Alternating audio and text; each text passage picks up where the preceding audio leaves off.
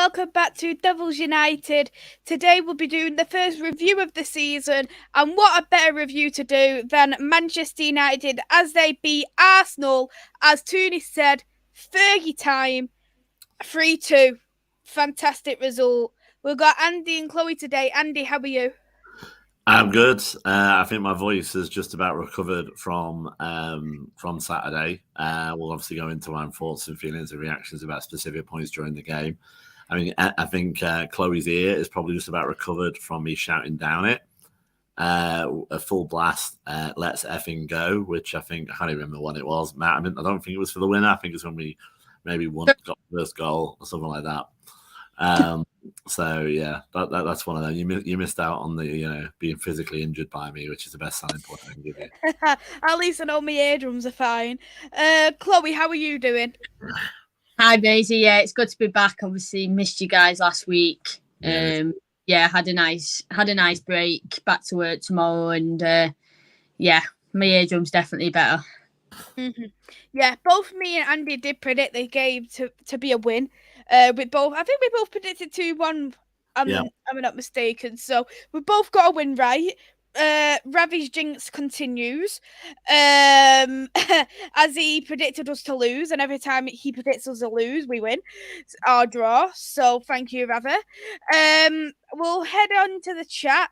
Hey there, I like coffee. I hope you're well. Thank you for coming in. I like coffee predicted 2-0 with Toon to score, so I like coffee's very happy at that. Hey there, Ravi. I hope you're well. Thank you for coming in. And hello there as well to Just Me. Thank you for coming in.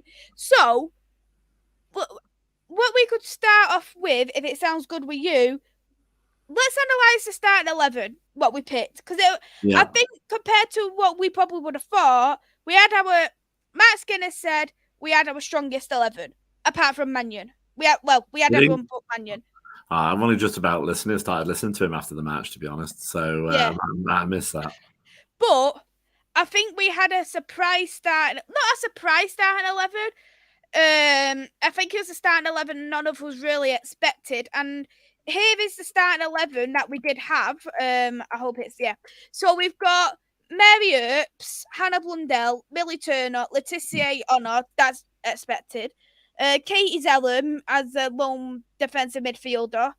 Galton Toon, Lad, Paris, and then Russo up top. I think for me, Paris was the surprising player to start, in my opinion, just because we knew Lucia Garcia was back fully fit. So I think probably knowing after what Matt Skinner has said that everyone was fully fit by Mannion, we was probably all expecting Garcia to start. If what do you think, Andy? Looking at that lineup, because I think it was a great lineup to have. Yeah, 100%. I mean, I think that was a big surprise for us. We had a bit of an eventful trip down there, actually. But might get into that later. But when we got there, I think the obvious one was Garcia for Paris. I mean, we kind of knew Leon wasn't be playing because she kind of put on her Instagram that she was looking at Manchester Christmas markets the day before, so we knew she wasn't really going to be playing. Excuse me. I actually forgot she wasn't even on the bench. Yeah, but she did travel, which is a bit of a weird one. But then Lucia didn't actually set the world alight when she came on either. But obviously, you say she's coming back from an injury. I mean, Paris played well. We'll probably get into it more details in a bit. But yeah, that was a big surprise for me. I think, maybe there's an element of former clubs. She knows who she's going against, secret squirrels about how to beat them. It wasn't that long ago that she played with them. I mean, the formation there as well. Normally we have two sort of defensive midfielders. And as you say, we didn't really have that as such when we were there. And we played quite an attacking formation for Skinner. And one of the things that I noticed, I want to get into it more in sort of events of the game, but he actually made some decisions that I didn't expect him to make, because normally he does the opposite, and obviously it won. It paid off. Mm-hmm. And Chloe, what did you make of that start 11? Because not just, of course, Paris starting, the formation is completely different, because Hayley Ladd is more further forward than Katie Zeller, which is a surprising one also, and risky. Yeah, very risky. I think though, Hayley Ladd is a player that as soon as something happens, she can revert back to Zelen, or her and Zelen can switch depending on the rotation that Arsenal played. Because I saw Hayley Ladd more in defence, more defending, whereas Zelen was the one that was going up as well as coming back to defend. I had a feeling Paris was going to start against the former club. I had that feeling. Only because Lucia was coming back from an injury, and I think we got told on the bus that on the way down that she actually pulled a hamstring in training on a couple of days prior, so they didn't want to risk an injury starting her, so that's why I think she was on the bench.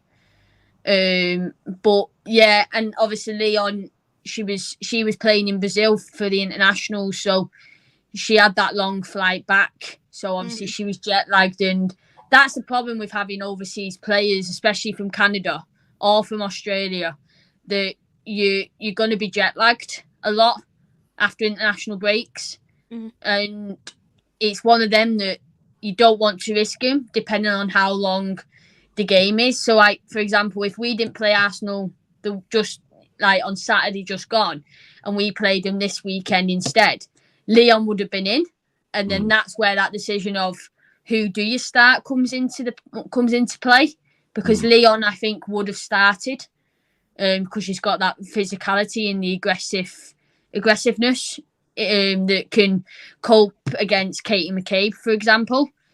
But obviously we didn't. She couldn't play. But yeah, she was at the game. I think because obviously Mannion travelled as well, even though she wasn't on the bench or starting. So yeah, I think for me the lineup was surprising, but wasn't surprising with some of the players playing. Yeah, 100%. I agree with the comments, and to be honest, I actually think as much as Garcia on the bench, you look at it and say it's a surprising one.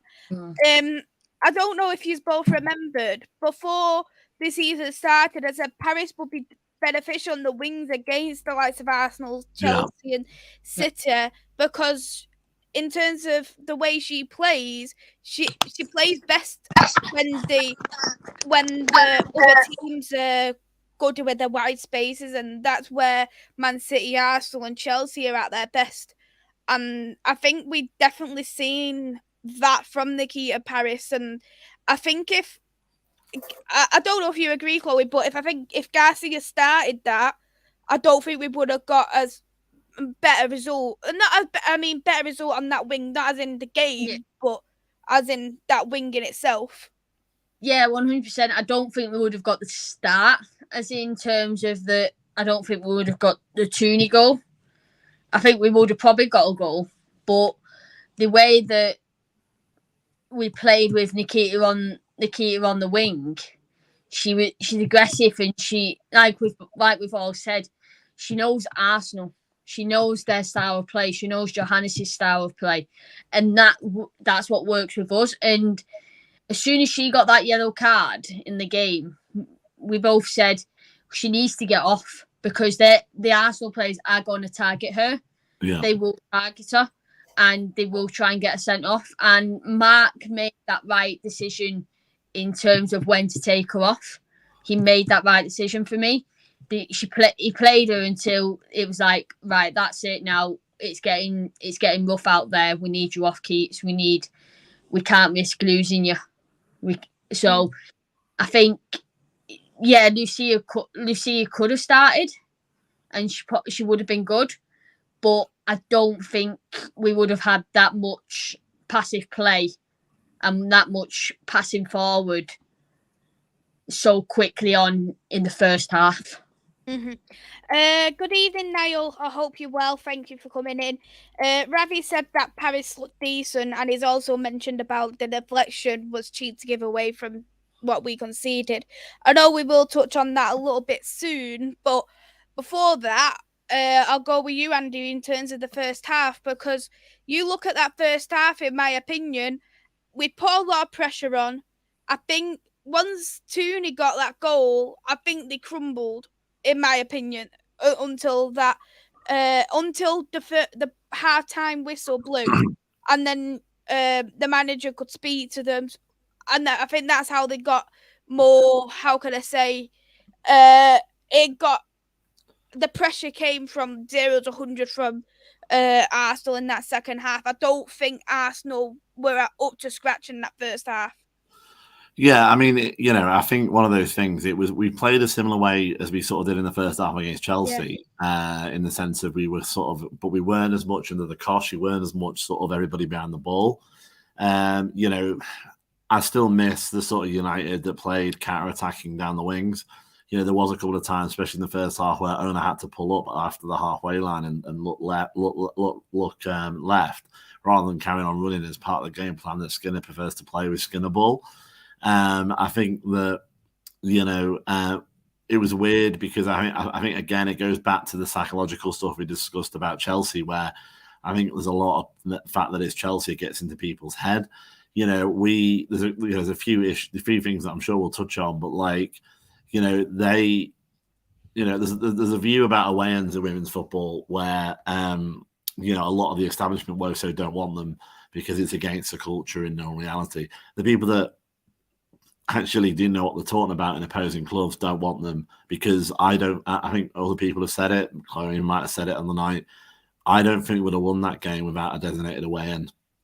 And I think the reason is, I don't follow men's football, but people that know a lot more than me, people in the supporters club that went over to Barcelona in '99, that were at Paris with Ollie and all this kind of stuff, they were putting it in those kind of conversations, what that away end was like on Saturday. Not only us were chanting, the local Reds were chanting as well. And, they were encouraging us. And obviously you saw that with the final goal where they ran over towards us and you had that wall of noise. And that was an extra player. And I think it's interesting today that Reading tickets have been released with no away section in another Premiership stadium. And I think because they're bloody awful and they're trying to do everything they can to give themselves an advantage. The effect of that probably means, for other reasons as well, because I think both of you will be away, I don't think I'll be doing Reading away, but that's the effect. You see, I'm an ultra, for want of a better word. We all are. That was the same with Leicester, though. They didn't give us an away stand either. Yeah, and if you're gonna, and if I use it as a bye week, for want of a better word, for any NFL fans there, if I use it as a rest week, how are you going to grow the game outside the top three? And these are the same people that be saying, "Oh, you only care about Arsenal, City, Chelsea." The people don't really like it in the lower tiers, but then they shoot themselves in the foot. But going back to the first half, I think what we essentially did was take the strain of the game. So the game started. We're at the Etihad. We got the away end, and almost like if everyone who's watched weightlifting at the Olympics, they sort of lift it and they just go down before it goes up. They sort of took the strain of the game. Look left, look right. Okay, we're in this, and then slowly put the game plan together. Obviously, and then got the first goal, and then suddenly, we were looking in a very strong position. But then, obviously, other issues happened at the beginning in the second half that we thought a wobble might happen again. Mm-hmm. Yeah. How would you, as well, Chloe, identify that first half as well? Because there was a potential penalty incident in that first half. I think it was the first half. Was there? I'm sure there was. Yeah, where she got fouled and it should have been a penalty. I thought it should have been a penalty. Yeah. Probably. Yeah. I'm going to see if I can find it as well. The penalty issue was in the first half. Yeah, I thought so. For me, it looked like it was a penalty. It was a McCabe one. And obviously, what can you do when you've not got VAR? We can see it, the TV can see it, other players can see it. Why can't the ref? Why can't the Lionel see it? And because the first half was in, they was going away from us. We didn't have that, it wasn't like we were giving the ref any hate towards it because we couldn't, because they weren't it wasn't in front of us. So technically we couldn't see it. But looking back on the TV though, but looking back at the highlights and obviously at the video, because I know someone posted it on Twitter, that it looked like a penalty in the chat, like in the chats, it looked like a penalty. Even when I watched it back yesterday, even the Sky team said it looked like one. So for me, the refs need to get a bit more trained on penalty decisions. They do, and especially if VAR are coming into it next season. But what more can you do when you're not getting a simple penalty for that, but you are for another, for these exact same? We've seen it in the men's game, haven't we, Maisy, where a penalty, we say it about the England one from today, Harry Maguire got bear hugged in the penalty box. VAR didn't. I was debating, is it WWE I've watched? Exactly. VAR didn't even consider looking at it, and Guattara's penalty that was given was a tug of a shirt. So we need to have more training on what is a penalty and what is not a penalty before VAR, for me personally, can come into a women's game. And it's one of them that don't bring VAR into the women's game until you've trained the rest of the linos what is right for the penalties. And it's one of them. But back to the first half, we played really well. We did. And to see the passion that Tooney did after the celebration and after her goal was incredible. And we could tell that we were up for it. I know we'll touch on the second half in a few minutes, but the first half, I thought we could have scored more. I really did. But we just didn't have them opportunities, or we just couldn't finish the shots that we were having. Like we got crossed into the box, we couldn't finish and shoot. Like, I like them shooting outside the area, but we didn't have a lot of that. And I think that's where we need to start going. If defenders aren't coming close to us, why aren't we shooting? So, I think that's the technical nature of Skinner ball. Unfortunately, he likes to walk in the net if he can, but it is that sort of, it should empower certain players, certain leadership players in your midfield and your attack. This is the game plan, but if it's on, it's on. You can take the odd shot. And I think that'll come as he's getting more and more used to, the manager. But I think, obviously, everyone knows that I could go on about refs for hours and hours and hours.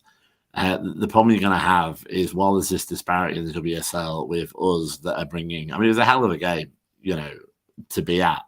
Yes, on Saturday. And you've got games like that are exactly what women's football should be. Football with the passion and the quality that happen to be played by women, not this weird kind of like, what's the story from Balamory kiddie sort of version of it, where you've all got at the end of the game, you've all got to hug the opposition and sort of like, give them a daisy chain and go around in a circle. That's not football. But obviously, if you've got refs being issues to different matches, you'll only get United probably once or twice a season, and I think there needs to be obviously a training of a lot of the referees. But, I do understand the problem with the fact that, Kirsty Dowell is terrible. I'll say that officially. I'd say she's shocking. She's awful. And call me a hater. I don't care. I can't repeat what I said when I read that Kirsty Dowell was actually going to be on there on the way of the coach. But she's I do understand it. It's like you're essentially asking. I don't know. You're essentially asking. Essentially a very low level trained person to go drive a Ferrari, go park a Bentley under a lot of pressure with about 5 cameras on you. So I do get it, but and I do wonder whether or not, like, I've not paid as much attention to it recently, but the only really strong referee in the WSL that sticks out as very high quality is Rebecca Welsh, and she seems to be getting more and more games in the men's game, which is great for her if that's where she wants to go. But the problem is, it really should be, if you're going to let her go, you need to have someone up at her level. Otherwise, the women's game becomes a stepping stone. And with great respect to Port Vale or whoever the hell League Two matches, it shouldn't be that Arsenal United at the Etihad on Sky under the lights, first versus third, pivotal game of the season, is a lower level game than Port Vale versus insert League Two team here, randomly. And I do wonder if that's what the officiating crews think. Because I noticed we haven't really had Sean Massey-Ellis anymore. I know she's still around, but she's not around as much as she used to be. So Rebecca Welsh is doing a lot less games, I've found. And Rashid, who I think was a FA Cup final referee at some point, she's kind of in and out a little bit as well. But Kirsty Dowell, she's sort of her and Abigail Thorne, and the fact that Abigail Byrne, the fact I know their names and I remember their names shows you how bad it is. Bad memories. They're the two worst WSL referees by an absolute mile. But obviously, and it goes back to I remember if Katie McCabe's GBH, where was it Skinner got the yellow card instead of her, where I think I saw an image of basically it was a 2-footed tackle. I think it was in the first half actually, and nothing happened. I don't remember that one. I only remember when she elbowed Tooney in the neck. Yeah, there was Nikita Paris just outside the technical area where Mark got the yellow, and then it was either it was Nikita or it was Tuna getting pulled down by Katie McCabe in the box. They're the two. Yeah. And and you're gonna do it. Katie McCabe played for us, would be happy, but her and Stanway, they're gonna do it if they continue to get away with it. And and it seems to be that it's a joke. There's a Twitter account. There was one for Stanway. I think this still might exist. Did Katie McCabe get a yellow card today? Yes. And it's like it's one of them. And that needs to be addressed as well by the referees, I think. Mm-hmm. I completely agree. And another thing that I think needs to be looked at in terms of referees, I think the same in the men's game needs to be applied with diving. That needs to be looked into because there was numerous amount of diving in Saturday's game and not been addressed. If it's a clear and obvious dive, you should book them. Yeah. It's just the pressure. She might play twice a season where there's actually people chanting and making noise and whistling and that kind of stuff. Next week, she's going to be doing Teddy Bear's Picnic, Reading versus whatever. So I get it, but they need to, if they're getting United, they need to get... need to have the training. I know a lot of referees and a lot of players in other sports will train with speakers in the training ground if they're expecting a lot of noise and stuff like that. Maybe they could do something like that. We need referees, obviously in the women's game, but the FA also need to have their feet put to the fire because at the minute they're not putting the money in. And I don't know if we'll touch it today, but obviously one of the comments that Polly Pancroft made was about, the revenue from the FA and competitions is not currently high enough compared to the wage demands, which is a problem that we should all worry about. And yeah, because that worries in terms of players such as Honor and Russo's future at Manchester United. And Mary as well. And Hayley Ladd. And Jade Moore and many United players we have that are. Do you know what I worry about? Like 2 seasons ago when Casey left and all everyone seemed to leave as well. I worry that if we don't get to Champions League football, that's going to happen again. Yeah, I think there's a possibility it could. I think the problem is we kind of damned if we do, we damned if we don't. My views on Skinner are well known. If he gets Champions League, by definition, he needs a new contract, and he'll probably get about 3, 4, 5 years as a contract. But then, is he actually got a ceiling as a manager? Is he has a capability of being a top class manager? If we don't make Champions League, he needs to go. if he goes, then we're deemed as one of those clubs that chew people out before they have time to do the building blocks in place, and you'll struggle to get someone to replace him. So it's like you're damned if you do, if you're damned if you don't in that respect. So I do get that. I think one of the things that United might do, and I don't know if this is more with Honor, really, it very much depends, because we've added a hell of a lot of value to Honor. Honor is a world-class defender now, but she wasn't when she arrived. She was good, but she wasn't when she was arrived. So I do wonder or / worry, is there a view, well, yeah, we've improved Honor massively, so then we'll just pick the next superstar and bring her on, and we'll just look at the youth element, which is great. We like youth, but I wonder whether or not there's a belief, the way they'll justify, because I don't think we'll keep all 3 players, based on what I've heard. Mary, Honor, and Russo, and I think one of the justifications will be, well, we'll make the next Russo or we'll make the next Mary from the way we do things, and that's a risky way of doing it. But hopefully it won't go like that. But it is a concern. Hey there, Risu's in the chat. I hope you are well. Before we do move on to the second half, what is there anything you'd like to touch on more, Chloe, in terms of diving the first half? Yeah, like you said with the diving, I think the refs need to do more on that as well. Like the way that diving is being looked at is that there's so many ways that referees are giving fouls away for it, and it annoys me when if we dive, if one of our players dives, we don't get a free kick, but if the opposition do, then they get the free kick. And it's like, what have you got against the ref? What is the ref got against United?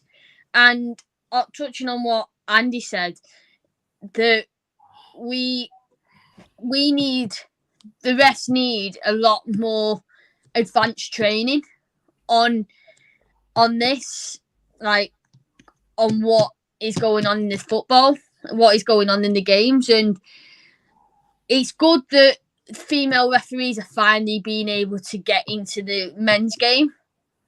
Like, that's really good, and that's probably because they're being able to do that because they are being paid that extra bit now. If they get chosen to referee a National League game, a League 2 game, a League 1 game, they're showing that they are at that highest level now, and they are at that potential level that, yeah, they can be paid the best amount of money to be able to referee a top game. And like Andy touched on, like if we're losing Rebecca Welch to a League 2 game, a League 1 game, why have we not got someone replacing her?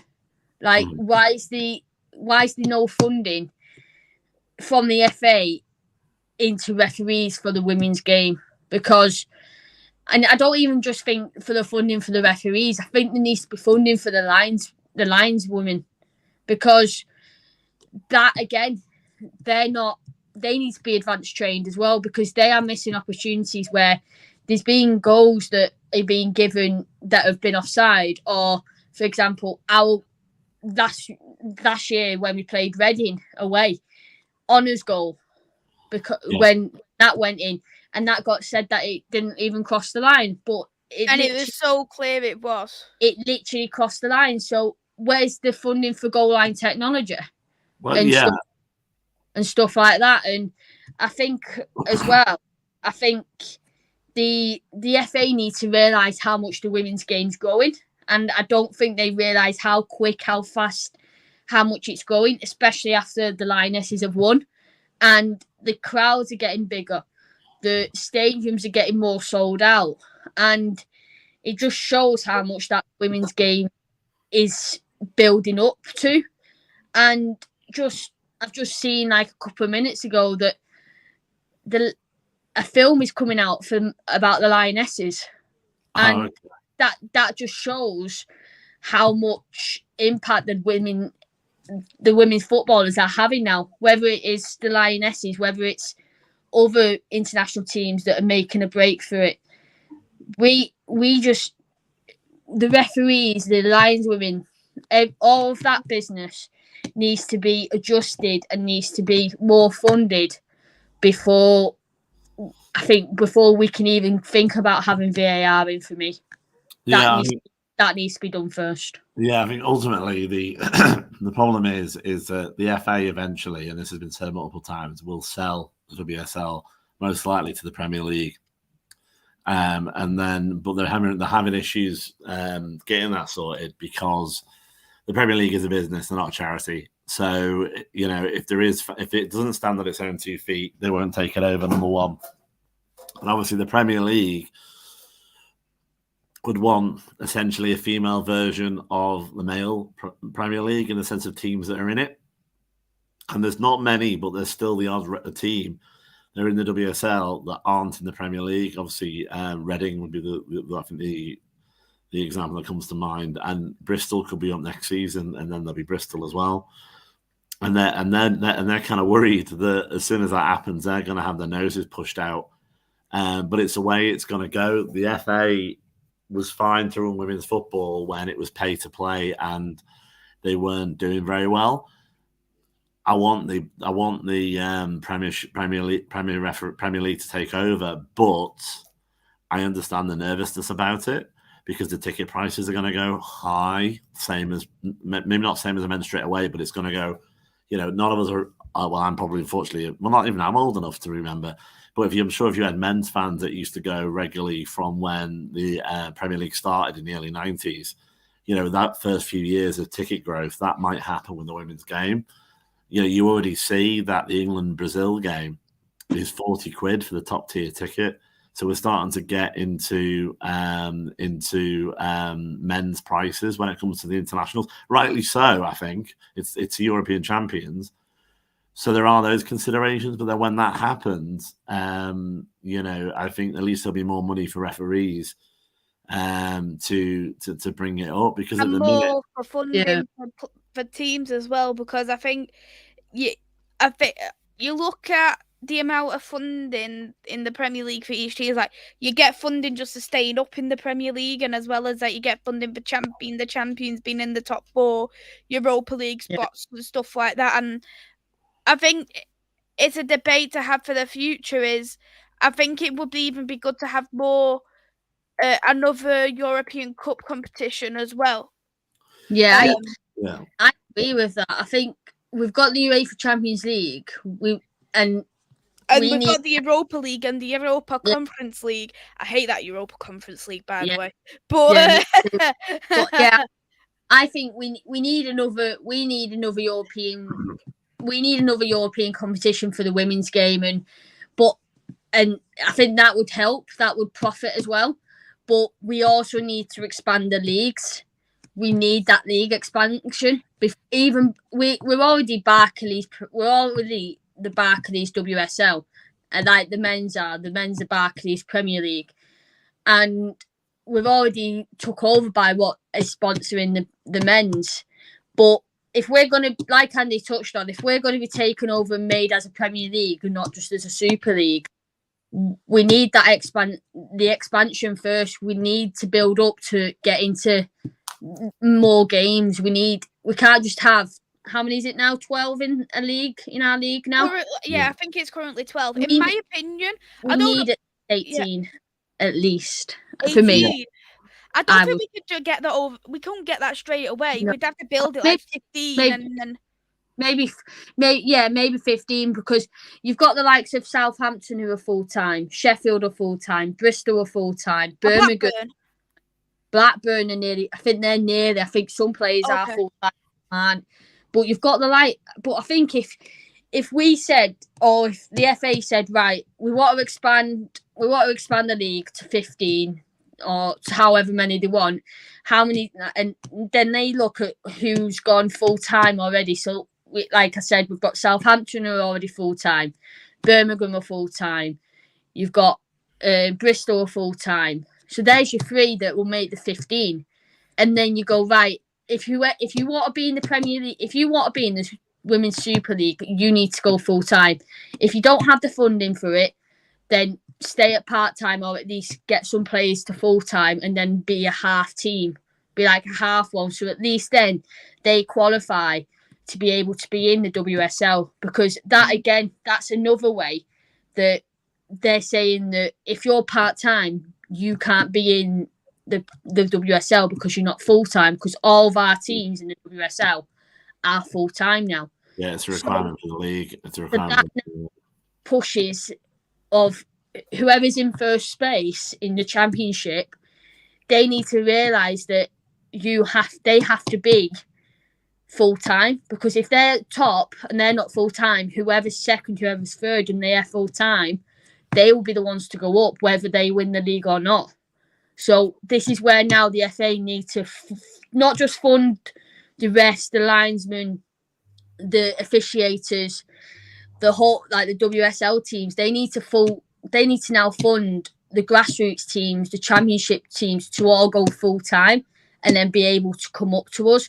And that's that step before more sponsors come into it for me as well. I mean, obviously, we'll pivot back to the second half and the game itself. But one of the things that's come into my mind thinking about it was the problem. The problem is as well, with the situation that we have at the moment, is that the women's game is marketed in the same way as you market.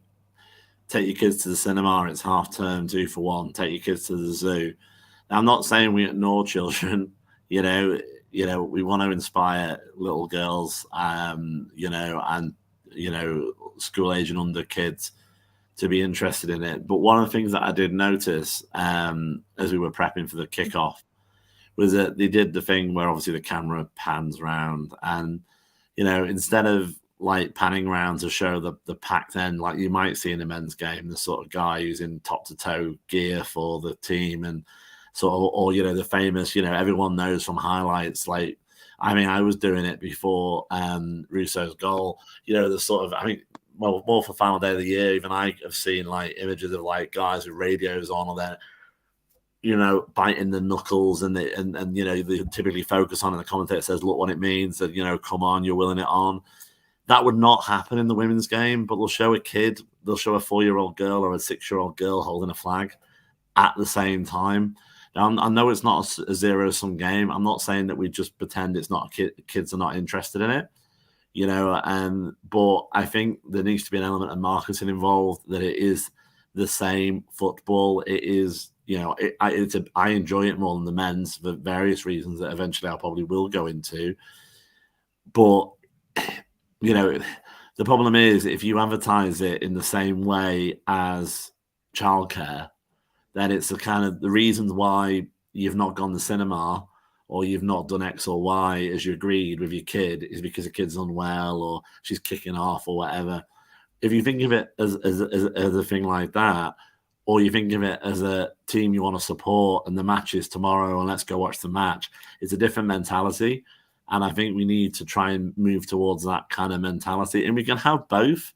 One of the loudest and proudest members of the supporters club, I think she's now 17, but she's been heavily involved since she was 15. And she actually plays as well. She's been inspired, and she was that little girl, sure. And you can bring them forward. But if you're, you guys can talk about it more at the moment, but I know you played for a bit in school, Chloe, and stuff like that. I don't know if you did at Maisy during PE and stuff like that. If you really get the football bug, obviously you're going to support the WSL, but you are also going to maybe more have an eye on the men's game, because it's that kind of football that you've dreamt about, the football that you want, the noisy football, everybody's watching you football, the Champions League final kind of thing. And I think we need to give those opportunities in the women's game for female players, so they can dream about scoring the winner at the Etihad against City, or at the Emirates against Arsenal, and not try and do it like this is women's football and now they're doing well because it's almost intuitive. The standard's quite good, not as good as the men's, but it's quite good. It's quite belittling, that view. You need to build its own culture, and you need to build its own following. As I think I think that's more in women's sport in general. And I think one of the problems with it is the closest I've got is women's tennis. I think, like, most people know there's a difference between men's and women's tennis, but you don't get as much of the talking down about women's tennis as they do about women's football compared to men's football. Mm-hmm. Before we jump into the comments, is there anything else you wanted to touch on as well, Chloe?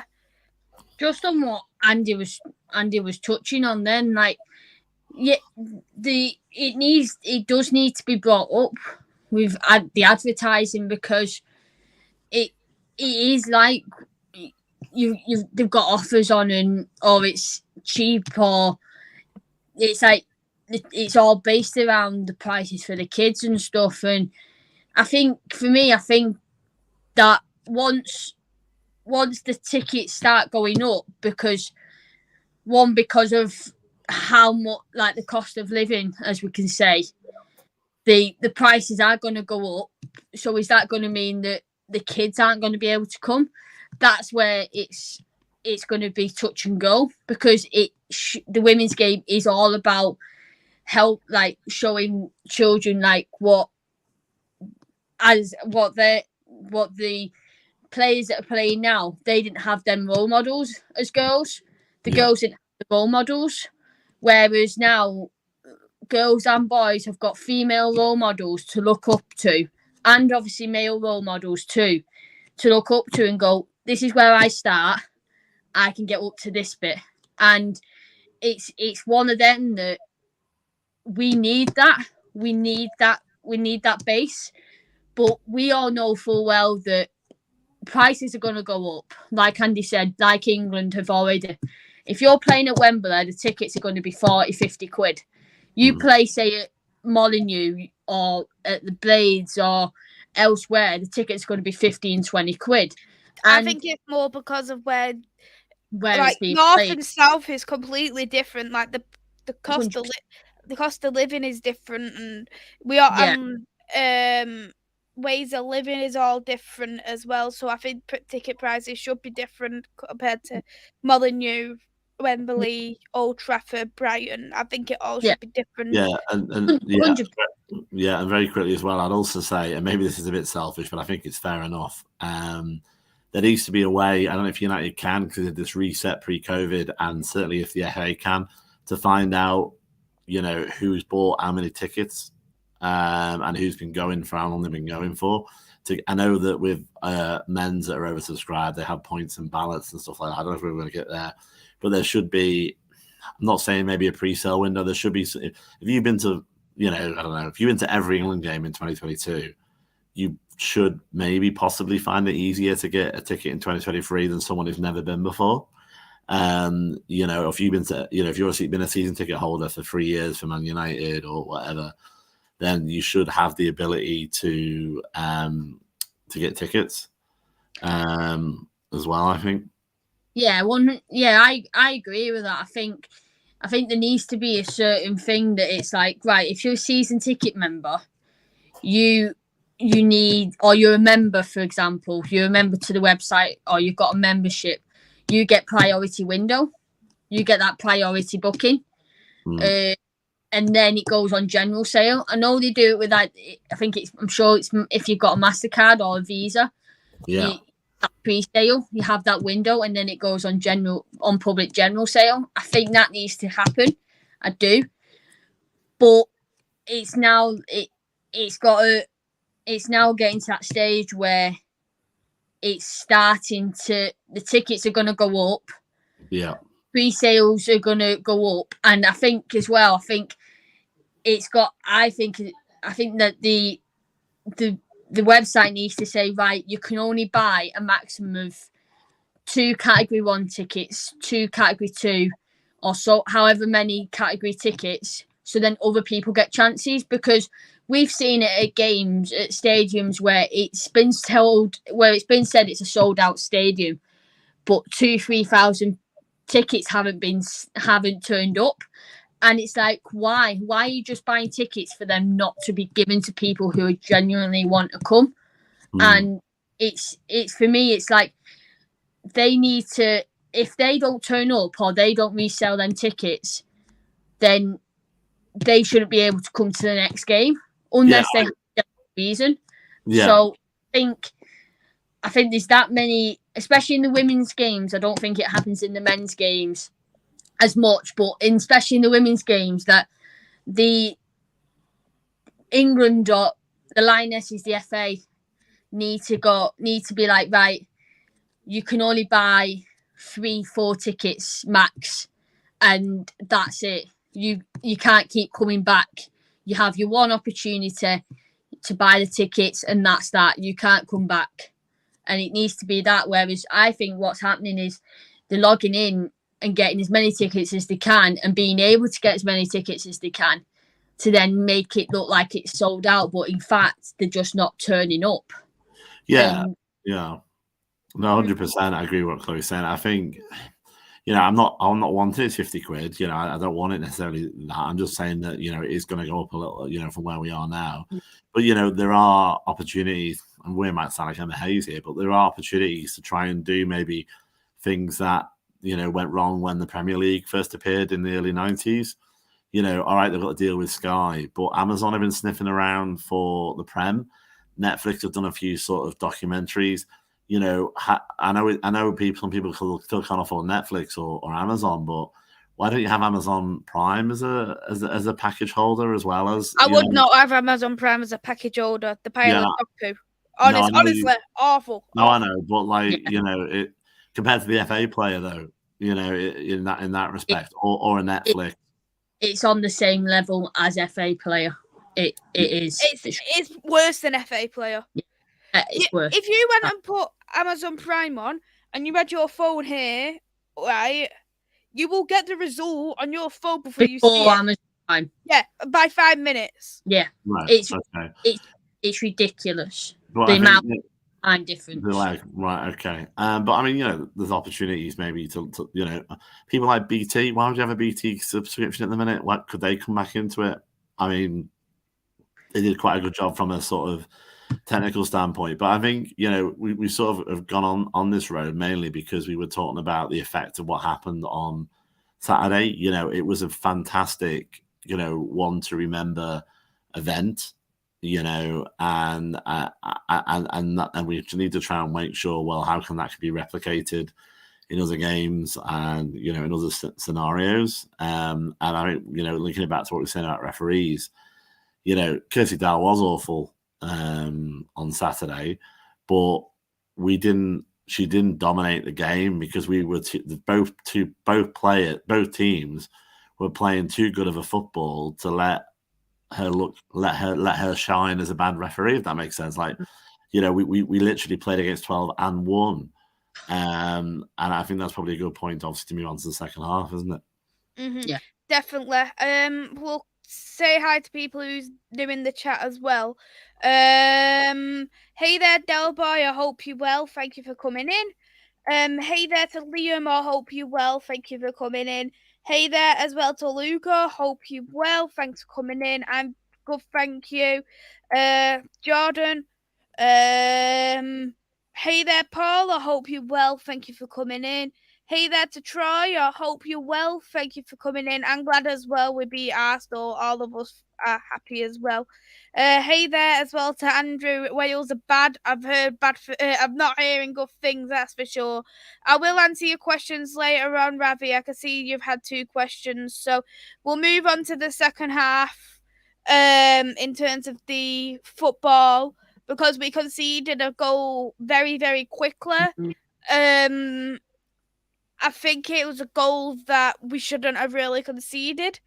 But I'll go to you, Chloe, on the goal first of all. For us, for me and Andy being at the stadium and witnessing it, we weren't switched on as soon as that second half went. We weren't switched on, in my opinion. We were slow to the ball. We weren't quick out the blocks, as we say. And it was a stupid goal to concede, and to have it as a deflection as well. I think, was it that one that was deflected? Yeah, it's a deflection. Yeah. That one. Yeah. Who was it? It came off. It was hard to see from where we were. I think was it Maya? I thought it was Laetitia as well. Yeah, Laetitia from the video I've seen, but we just didn't come out of the blocks quick enough, and we were sloppy at the back. We weren't as we was in the first half, and that's where you go. That's where you think, why haven't we come out in the first? Why haven't we come out in the second half like we ended the first half? What's Mark said in that dressing room at half time to make us come out of the blocks not as quick? Or were we just not switched on because Arsenal came out firing and wanting to get that equalising goal? So, yeah, we shouldn't have conceded that goal, and it wasn't good. And I do feel bad for Letitia for it to be deflected off her, but at least it didn't go down as an own goal for her. Definitely. But what do you think, Andy? What's your views on that on Arsenal's first goal? I mean, we kind of like it was kind of like one of those where, you know, it was unstoppable because of the deflection. It could have gone anywhere, and unfortunately for us, it went in the net. There was an element of here we go again. I think with some members of the fan base, when they scored, we thought that the floodgates would open in a negative way. I mean, obviously, if you look at sort of later, as we get into it, later in the second half, Maya played brilliantly, and it shows the strength of her play, to be able to put that in the back of my mind. You know, Ertz couldn't really do much about it either. You know, so angry as well, wasn't she? Yeah, and I think a lot of us who watched the England friendly that she played, you know, I never heard of that loud because because it's so loud normally where we are. But, you know, for England games, she's constantly talking, you know, you do this inside cut off, and it's like, you know, all the time. And, you know, and I think, you know, maybe she put some stuff right. I worry with Mark when it went in, because I was thinking, okay, well, who's on our subs bench? Number one, and more important for Mark Skinner, who's he actually going to use? Because sometimes the two things are different, you know. And my concern was, and I got a hard stare from Miss Riley when I said this, but I think I said if he puts Rachel Williams on for Russo, I'll scream. And luckily he didn't, only because I don't think he understands the effect of putting a 34-year-old on for somebody who's a lot younger yet. But anyway, you know, obviously I was thinking, when it happened, I was you know, circling through my head. Okay, so we've got Garcia, we've got Villabarisa, we've got Martha Thomas, we've got Lucy Stanner. Yeah, we got Lucy Stanner. And then that was the first thought, and the second one, Jay Moore. And the second thing I thought, okay, well, Skinner's sort of go-tos, if he was doing it in his sleep without responding to the game, is Stanny only first, then kind of equal times Martha Thomas or Jade Moore, and Rachel Williams in some sort of order. And if he puts all three of those on, you know, are we going to win the game? Probably not. So I was impressed that, you know, he put Garcia on. And, you know, one of the things that I noticed, I mean, actually, to be fair, it was Chloe who, you know, has a great football brain and notices a hell of a lot more real time than I do. You know, she said, look, you know, Russo looks gassed. Russo's gassed. She's tired. And she scored the winner, so fantastic. And the thing that I was alluding to earlier was I would have bet my right arm that Skinner, even though Paris was on a yellow, that Skinner would put Martha Thomas on and take Russo off, because he took Russo off for Williams against Chelsea. And I think that decision would have lost us the game. But because he put Garcia on, he put Martha Thomas on, he actually was really attacking for Skinner. And that's like the equivalent of like putting on 10 strikers. You know, and I was so impressed by what he did, because that's really not Mark Skinner. So I wonder what made that happen. And can you do it again, please, Mark? Preferably against City, because hopefully we won't need it against Villa.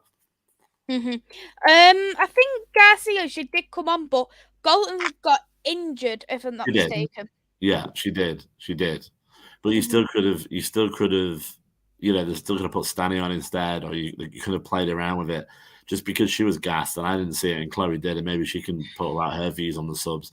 I was just worried he was going to do that. He's going to put Rachel Williams on for Russo and put Galton and put Martha Thomas on for Galton when she got injured.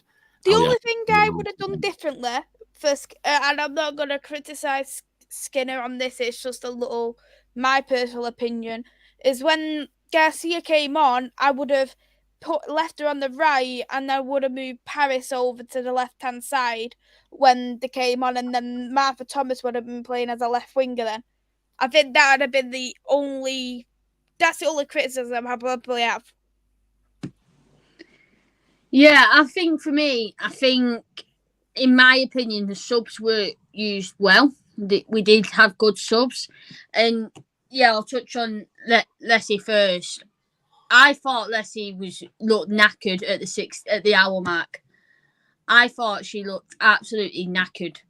But as soon as they scored their second goal, then we had like Martha Thomas come into it did Martha come on for Keats? Was it? Yeah. So Martha came on for Nikita, and she built up that for me. She built up the pressure. She kind of took the pressure off Leslie, in my opinion, and that was able for me. Leslie then regained that momentum. She looked like she weren't as fatigued as she was. She kind of looked like she got her energy back. So then when obviously Leah got injured and Lucia was coming on, I thought, is he going to take her off, or is Leah, and obviously Leah come back on, or is he going to make another substitution alongside Lucia coming on? But when it was just that one, I thought, here we go again. 2 substitutions out of the 5. Not using all of our substitutions. Why are we not using it? But obviously, Mark had a plan. And whether or not it was that he was going to use them, and he planned on only using 2 because of how the game was going, or because of like he thought like not all the players look tired. Keep Tooney on, keep Russo on, get Keats off because she's on a yellow, and not risk her from being suspended for the Aston Villa match. That for me, that was good work for Mark. My only one would be that I can't remember what point it was, what time it was, but I saw like for me, Zellum looked tired as well. She made silly mistakes. She nearly cost us a goal. She made very silly mistakes. I know we'll touch on the other 2 on on Turner's and Leslie's goals in a few minutes, but Zellum didn't look up to it in like at 70 minutes. I thought, right, Mark, if you're willing to play Zellum every minute, every game, get Zellum off, give her a rest, make sure she's fit for Old Trafford. And for me, I would have brought more on. I wouldn't have took Hayley Ladd off, because I would have kept Hayley Ladd on and more on, and gone to a 2 in defensive midfield, 3 at the back, and left Leslie up front. And when he didn't do that, when he didn't bring anyone else on, and he only brought them 2 players on, I thought, here we go again, not using all of our substitutions. Here's our 2. Here we are losing the 3 points, or not even going for it.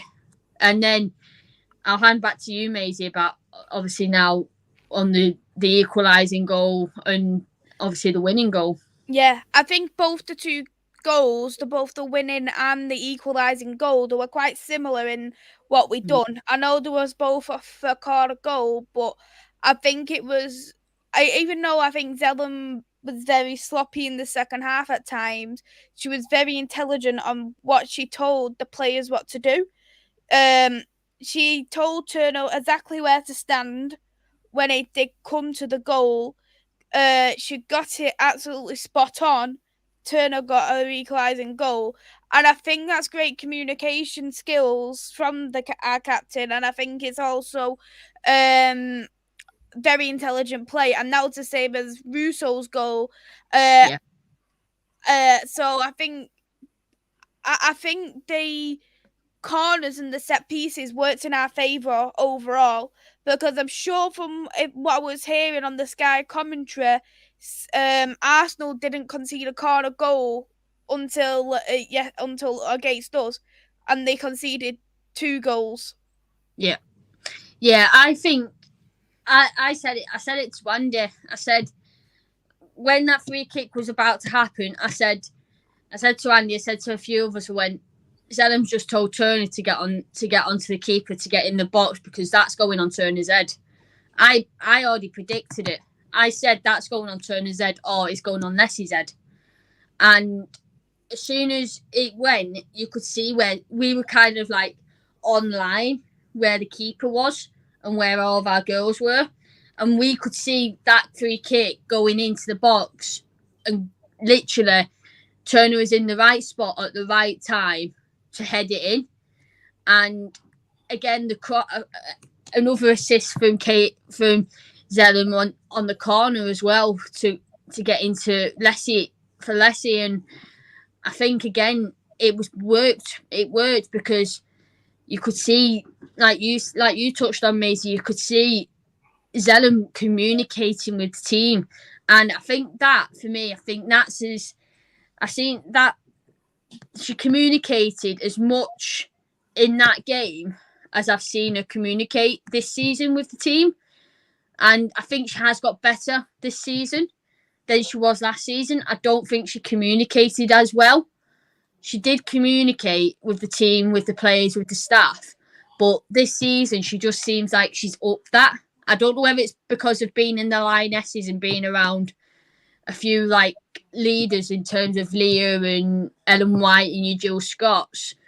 Like, I just think that Zellum's gone higher up on that. And she's improved on that. She's improved on the set pieces. And that is where we are very, very good at. We are good at set pieces. When we get them right, it works. And we've got players that can go on the outside of the area that can smash in from outside the box. And if it gets headed out, it's crossed back in or they have a shot at it. And for me, that's why our set pieces work. And I know if Katie Zellum's not, if it's not Katie Zellum, it's Lucy Stan or it's Leon. And we've got a few depending on who's on the pitch at that time. So it's good to see Zellum coming up to where she's at now. And I think for me, if we continue to be doing them set pieces, we're going to be dangerous in the box and in the area. What do you think on the set pieces, especially with the 2 goals, Sander? Yeah, I mean, it's funny because, as I said before, like Chloe and Maisy as well, you know, are very good at seeing things real time. And sometimes for me, you know, I'm more emotionally driven in the sense of, I'm not saying that you sit there emotionless, but like I can easily get carried away and not see so clearly what's going on.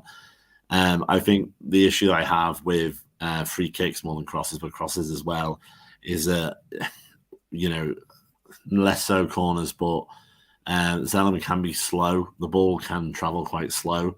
Mm-hmm. You know, you almost feel like you could make a cup of tea. I always say when Katie takes a free kick. So I think she needs to get a bit more power in a game and a bit more speed when it comes to whipping things in.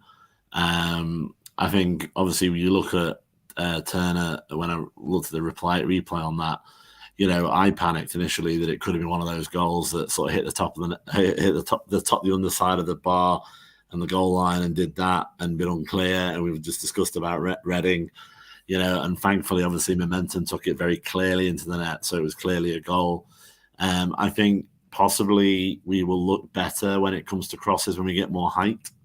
And I think that's coming. Obviously, Millie's one of the only taller players that we've got. Well, but she's not played.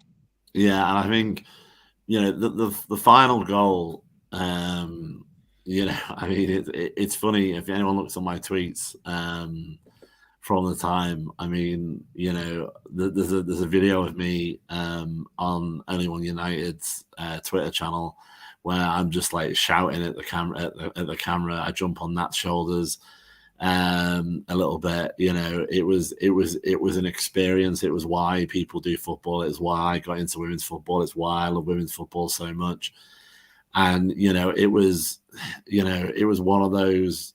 It was only a league game, sure, but for the experience and the emotion of the goal when it came in, which is maybe something more I can talk of, the sort of sort of bread and butter of the technical stuff might be there for Chloe, but like, you know, I was thinking of, and I'm not completely alien to the men's game because, you know, obviously there's certain things I have seen and understand, but, you know, for people of a certain age, that people think of Beckham's goal against Greece, which brought England to the World Cup, that, you know, shouldn't have happened and created so much emotion involved.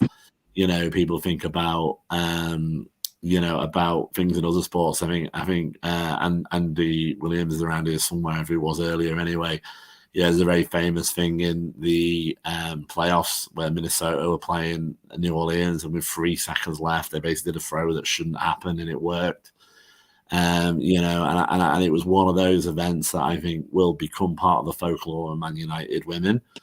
And, you know, it was great to be there. And it's one of those that will get played and played and played because it was just an experience. And, you know, and it should galvanize the team forward because we've beaten Arsenal now once.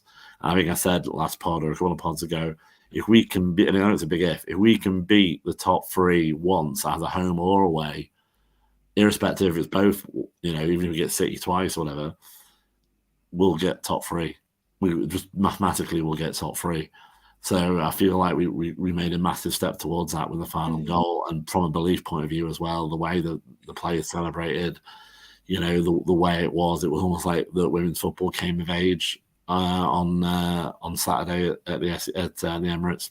Mm-hmm. And I also think that if this was last season, we wouldn't have won that game. So I look at that as a sign of improvement from the team. How far we have come. The squad depth is a lot more better. I think Skinner is getting his act together in terms of what he wants to do with his substitutions. He has improved upon that. He's improved upon his style of play, and looking at the goal difference, we're only a game short of Chelsea and our goal difference is only 1 behind. So that's also shown that what Andy was touching on last season, goal difference is being played more as a factor to Mark Skinner's side now. So there's a lot of improvements. And I also said if we want to be in Champions League, we've got to beat the best. Yeah. We can go into automatically thinking we can get Champions League football, but then lose against Arsenal, Chelsea, City both times, because there's going to be... Because if we got into Champions League football and done that, what we're going to be like if we played Real Madrid? What we're going to be like if we played Barcelona? We'd be fried on toast. Yeah, exactly. I think we're getting to the stage now. As us fans can see, we're getting to that stage where we're building a team up to get into the Champions League, and we are just maybe a couple of players short of that, of tallness, of physicality, of experience in the Champions League. I know we've got a few players that are experienced, but I think we need that experience that is a leader as well, that can be a captain in that aspect. And I think in terms of where we are, we've beat Arsenal. We're not too far off beating Chelsea, in my opinion. We just need to keep the ball like we did with Arsenal. Yeah. And we've beat City in the Conti Cup, but not in the league. So if we can beat City in the league, then again, that's another step. That's like, right, we've done Arsenal, we've done City. Let's beat Chelsea. That Chelsea is the one we've not beaten in any cup competition, whether it's league, whether it's Conti, whether it's FA Cup. We haven't beaten them. Yeah, we might have drew against them in a game. Maybe I think it was the first one last season or the season before. And I think if we can beat them, that is where we can say, right, we are now a team that is beating every other team. But I don't think to get to the Champions League, I don't think we can just focus on the top 3. We also need to focus on the other teams, because it's them silly draws that So we've got the likes of Villa, who have got an incredible player in Rachel Daly, who is a player that, in my opinion, should be playing at a top team. Like the likes of Arsenal, City, Chelsea, us. She's actually top goal scorer alongside Bunny Shaw from Manchester City with 8 goals. Exactly, and she's come back from the NWSL, who's from Houston Dash, playing as a defender and obviously as a forward, but she's playing more as a defender now, more as a forward now at Aston Villa than she ever did at Houston Dash. So that, for me, that's a leader who needs to be in a team, like at the top level. But she's also helping Aston Villa get to where they need to be and getting to where Carly Ward wants them to be. And then it's like I said, like, we need to not do stupid draws. Like, we need to make sure we finish that game off and not just be at like the 90th minute being 1-0 like we were at Tottenham or at Arsenal last season and losing them stupid games to a draw. Them draws are what will cost us being in the top 3. And yeah, we can have draws, we can have the draws, but we need to make sure we capitalise on them draws by winning and not by losing. And if we can do that, like, I don't even care if we draw against City, we take a point off them, then that's fine by me. But mentally, we need to win that game to be like, right, we are the best Manchester team and we are on level now with City, with Chelsea, with Arsenal, and we are showing interest in top players. We are wanting them top players to not just go to them 3 teams, but to come to us. But we're not going to show that unless we get Champions League, unless we're in the top 3, unless we are fighting for trophies. And we are yet to win a trophy since, obviously, we won the championship. But what do you think we need to do to be able to win a trophy or get in the top 3? I mean, at the minute, my trophy is 3rd place. I never thought I'd be one of those people because I was very much not that kind of person when it comes to cups. Just because I know there seems to be a difference and you know, and a likelihood of being stuck if you're not careful outside the top 3 if we don't do it soon. You know, I think, I mean, to get a trophy, we'll probably get a trophy whenever we go to Champions League. Hopefully we'll get to the group stage, but we may, it depends on how many qualifying games we've got to do. But the year we get Champions League is probably the year we'll get a Conti Cup, for example. I think there is a chance this year that we could do okay in the FA Cup. It just depends. We beat Arsenal at the Emirates. There's an argument to say we could beat anyone anywhere. But then we also got spanked against Chelsea at LSV. So it depends on which United team turns up and what injuries we've got. I think that we need to build height if we can. And that might come in January from what I've been hearing, and we need to carry on really tying down as many players as we can. I think going forward, I don't know the state of it for other WSL teams, but we can't really be living as a top 3 team with half your squad on a +1 or half your squad out of contract next season, because if you have a rough season or if the finances wobble with cost of living or whatever, you can really blow apart your team quite easily. We need to try and get in a situation. I mean, Polly and United will be trying to do this where, you know, only up 20% or 30% of the squad come up any given year out of contract rather than 80-90% of the squad that you've got to tie down each season. Well, that is a women's game thing. That is a women's thing that to be honest, you know, is actually not as bad as United as it is in other places. It's almost like a hockey substitution with some of them. You know, I remember, was it Spurs who did like 2 tweets of 11 players that left in one go? You know, you wouldn't get that in the men's game. So, you know, we need to build height. We need to get more, and we need to do the belief. We need to get more players. We need to do the belief to win. Ultimately, you know, I have issues with Skinner still, but I think we kind of have to keep him. Apart from the fact that if we get rid of him this season, then we are a team that spits out managers in people's eyes and other managers' eyes. And, and we could end up with people that actually aren't that good, like Willie Kirk, who seems to think, like a lot of over-promoted men, that he's a lot better than he actually is. If we end up moving on from Skinner, it should be after we exercise his option year, so another year. I think that we're not that far away. And one of the things I have heard off people that have like objectively analysed Skinner that aren't just the Skinnerettes, the people that think the guy can do no wrong. Because to be honest, very few managers in any game, men's or women's, can do no wrong. If you watch Barcelona's manager, Jonathan Valdez, one of the best managers in Spain, he completely laid an egg in the Champions League final and got spanked by Sonia Bombassador. It happens even to the best managers. But one of the people that I respect, a journalist in Canada who has followed Skinner from his Orlando Pride days to us, and said that there is a view that Skinner has always been fired or let go just at the point that his double backflip complicated process is bedding in. So I suppose from an interesting thought experiment, well, let's see what happens if he does have time to, innovative commas, establish Skinner ball.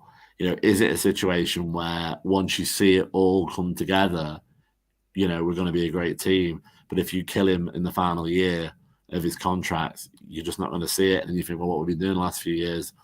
I think he's got a lot of time. I think he's got a lot of ways he can go as a manager. I think he got lucky that United came available when it did. It was right place, right time. He's probably not the level of manager that would have been good enough for United initially, but hopefully he can run with it and and become a very top manager. Because don't forget as well, just to finish as well, because I appreciate I'm monologuing a bit, but Gareth Taylor's diabolical manager, but he's managing a top 3 team that's been in Champions League multiple seasons. Sometimes, as much as you have to remind me this, because he annoys the hell out of me most of the time, like any boyfriend, I suppose, is a terrible manager doesn't necessarily mean you don't get Champions League. It means you might not go very far in Champions League, but, Skinner might not be that bad. We've just got to see it. Don't forget, Gareth Taylor got Manchester City to a quarter semi-finals of a Champions League. Yep. Yeah. And he actually beat Barcelona in the second leg. Yeah. And that was in the season that Barca won the Champions League. Yeah, 2 seasons ago. I think that was the only team they actually lost against it, and the next time they lost after that was Wolfsburg. I mean, it's not a problem that we've ever had, but I think one of the things that has to happen when it comes to managerial conversations is people need to be not scared to criticise, as long as it's football related. There are a lot of people on Twitter who are literally think that Skinner is the second coming of Christ. There's a few people on Twitter, to be fair, who the guy could solve world hunger and they would still call him a devil. I would say either position is wrong. You have to be able to objectively look at these people, and as long as it's about the football, just like the player, as long as it's about the football, and it doesn't become about his accent or what he's like or anything that is like his characteristics, then that's fine. And I think it's a very exciting time to be a Man United fan. It's a very exciting time to come off the win that we did. I'm interested. I can't even remember why this weekend we've not got a game, because there's not an international, is there? It's Conti Cup weekend. Is it? Oh, for the teams that... Right, okay. I did wonder. Right, okay. Yeah. So it'd be interesting. I think it's only Liverpool, though, from the WSL game what's playing. Yeah. Liverpool's playing in the WSL against Reading this weekend. This, for me, this is why I don't know why we've not got... If Tottenham is playing in the Conti Cup, then that's fine. But why couldn't we have the Tottenham away game this weekend? Especially knowing the World Cup's on, so yeah, the Tottenham Hotspur Stadium, which is open. Was where the game was supposed to be at. I don't know if I can do 2 weeks in a row going down to London without any food. No, they need to change that name. Honestly, it's just a ball ache of a name. Do you prefer the Tottenham Hotspur Stadium or White Hart Lane? Shite Hart Lane. Who was it? Do you know who's rumoured? You probably know this because it's men's stories and you're on top of it. Do you know who's rumoured to get the naming rights to Spurs Stadium? I think I do. Maisy's got a look on her. It's ringing a bell. She knows there's something, but she can't remember exactly what it is. Google.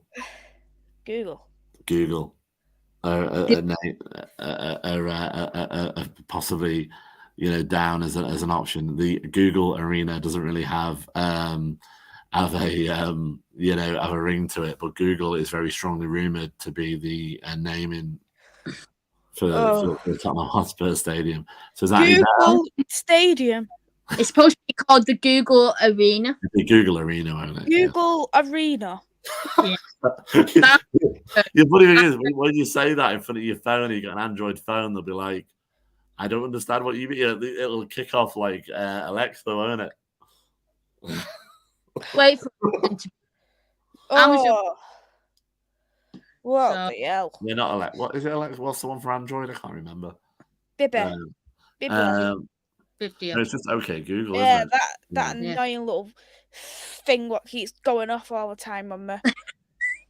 I'm on an iPhone, so I literally could just be there, sat down, and I could just hear it go, sorry, I didn't quite get that. I thought, shut the hell up. I'm surprised we haven't got an Apple Arena somewhere either, because it's based on. I get it off the watch. When sometimes I could have a conversation with Andy or my family, and my Siri on my watch will go off, and I'm like, I've not even pressed you. Like, it's ridiculous. We'll quickly go on to the questions, and then we'll wrap up anyway. Rather, does Matt Skinner stick with the same start lineup going forward? I'd probably say no. We do need to have rotation in the squad. We can't continue to keep the same players on a game-to-game basis. They're going to burn out a lot of players. There's going to be injuries. Garcia, I think, should be playing against the likes of Reddings, the Leicesters, the Evertons, and Paris. I'm more than happy to her to play against the Cities. Golden, I think she can play most games. She doesn't have international duty, so we can afford to. So she has that respite. But in terms of players, we need to look at rotation. Apart from the main obvious ones, and if there's injuries, if you both agree with that. Yeah, I agree. I think definitely the wings need to be rotated depending on who's playing. I know this might be one of them where you agree or you don't, but I think Leah needs a rest. I think what I think is because she's had international, unlike Toon and Russo and Mary and Honor can have a bit of a rest now. So can Garcia. I think your international breaks a rest. Yeah, that's what I think.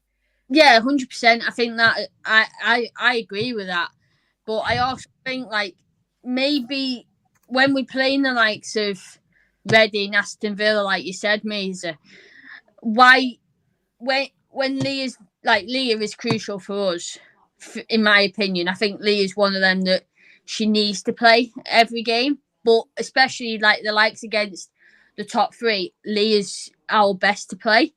And then like you've got Keats who knows City again, like the back of her hand, like she does with Arsenal, who can play against City because they know the way that they play. And you put on Lucia Garcia, who knows the likes of a few of the Spanish girls who play for City. So you've got that mixture, but I wouldn't mind seeing.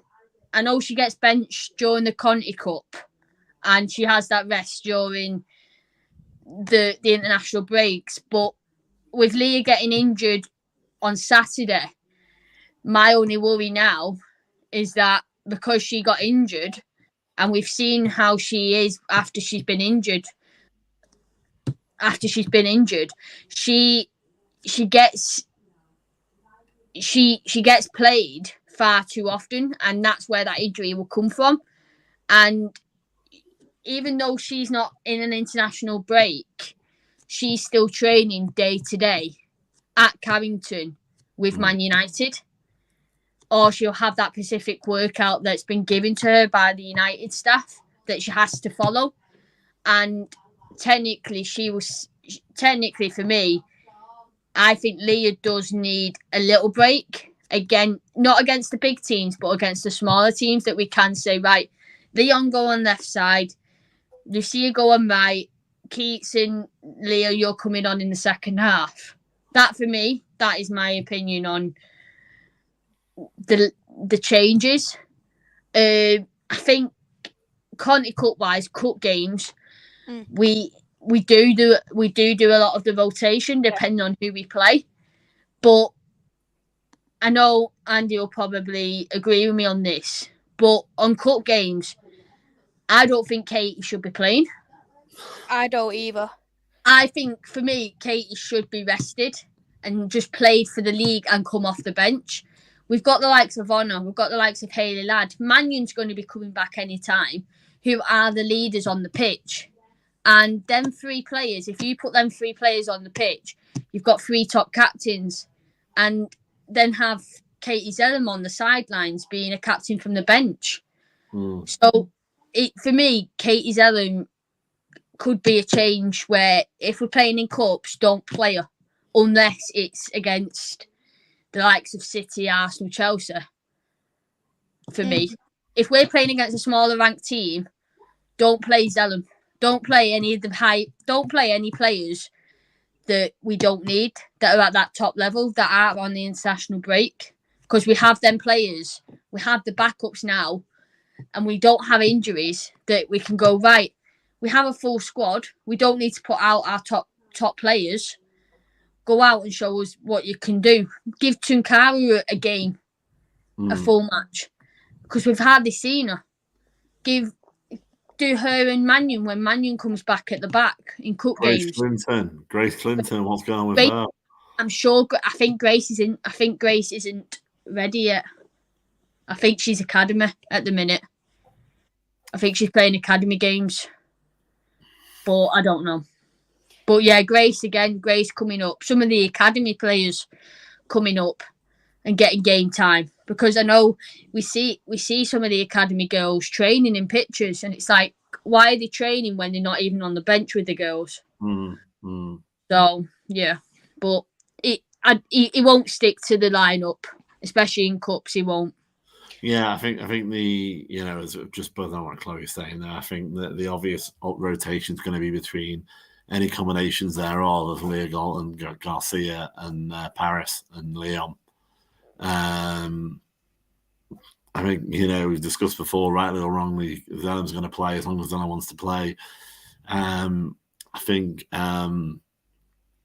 we need to use maybe our benches a bit more. You could argue, and at some point I will have this conversation, that there are some players that maybe aren't the level that we need them to be, so you would move them on and get others in that are backup players, and then you have some more options. I would definitely say people like Jade Moore, who has actually took opportunities well, which is given the opportunity to do so, and all right, was injured for a hell of a long time. But she has only got a small window. She's not getting any younger. Use her while she's still available. Use her while she's still good. She could definitely be a steady in the ship when it comes to cup games. I have big issues about Bagley, but I understand you've got to let your second keeper go in cups, but that's going to be a problem until we address that at some point. That might come at the end of the season. I think there's definitely a we're not as bad as Casey, where you could sort of close your eyes and name the 11 every single week. We've got a bit more variety there, but we are still a little predictable. But that should come when it comes to building the squad up a little bit, or, as I say, chopping and changing certain players that maybe need to be moved on. Agreed, and we'll quickly answer this one. Based on United season today and your original predictions, what are your thoughts on the season, and where do you hope to improve? Personally, I did predict third, so it's where I'm currently wanting the squad to be. I will just say, for me, improvements is probably concentration levels. There's been times where we have switched off in the games in defence, and in the midfield, and that has cost us from time to time. But apart from that, there isn't much more I could look at the squad and go, that this squad in particular, like, we're awful up front or we're crap in certain areas. I think apart from concentration levels and ball watching, there isn't much more I can say about the squad. Yeah, me next tonight. Yeah, again, I mean, obviously, I think again we're staying for third, and I think we're probably. It's weird. I was nearly about to say that we're probably ahead of where we would expect to be at this point, but actually, I think it's more that we're actually on track to be in third, which is slightly different. I think there's going to be a lot of the proof is going to be in the pudding against Villa, because Villa's on paper a lower level team, but it's at Old Trafford, and we fell over on the Conti Cup with them. And then going in, I'd almost wish that City was the way around, and City was next series of games, and then Villa, because who would have thought that we would beat Arsenal at the Emirates after losing against Chelsea? So I think it's probably quite quite an interesting thing to consider. As I don't know about what Chloe thinks about where we are at the moment about Reese's question there. Yeah, I'm saying with Maisy. My prediction was the top three being third. I think if we can stick to getting third, then we've made it. I think we need to improve on the passing back. We're passing back too often. Mary's getting into trouble, like we saw at Arsenal. The opposition are running up to her quickly, and she's like this, and she's not moved. Like, she's literally only just passing it just before they get to her. And I think we need to stop passing back as much for me. And we also need to improve on, like we've all touched on, but more so Andy, the height. We need to get more height, and hopefully that's going to be coming in January. And then hopefully we can go on from there and move, and hopefully get that top three, in which I think we will this season. But again, we need to improve on not just scoring one goal in the first half, finishing the chances, getting them chances finished off, scoring as many as you can, and not just going, right, 1-0's done, let's go back, let's defend. No, push the team up, get more goals. Don't just stick at 1-0. And like we said last season, 1-0 is not comfortable. And we need to be more aggressive. We need to be more attacking, and being more possessive, being more attacking will win us games. And that's what we need. And if we can do that in each game, if we draw and win, I'm happy with. But the main games, the main teams we need to win, because that is where it'll win us or break us the top three. You know what's knacking me on height, and I appreciate we probably need to finish, because Maisy's getting a pound of flesh out of us today. It's quite tiring, isn't it? It's good fun though. It's been brilliant. Christian Endler, because she proves that you can have 6-foot female football players. So I'm sure she's the exception to the rule. But if anyone Googles her, she's Lyon's keeper, and this is probably why I've got a thing about Bagley, because I think about her. But she's 1.83 meters, which, when you put that into Google, is basically 6 foot bob on, pretty much, in a few inches, a few feet rather. So maybe I'm just dreaming about these 6 foot, attacking players or defense or whatever. But I think there's probably only one Christian Engler, because 6 foot is very tall for a woman. Agreed. But yeah, we'll wrap it up now. I've took a lot of both your time. We love it. We love it, Maisy. Thank you both, Andy and Chloe, for coming on. It's been a great show as always, and to do a review on the game, absolutely fantastic. Andy, would you like to shout out your socials? Oh, after an hour and 35 minutes, I don't think I've got energy to shout anything out, but it's been great. So I'll quickly wheeze that it's at AJO_87 at the minute. But it's been so much fun, and yeah, we've had a good 90 minutes, just like our team on Saturday.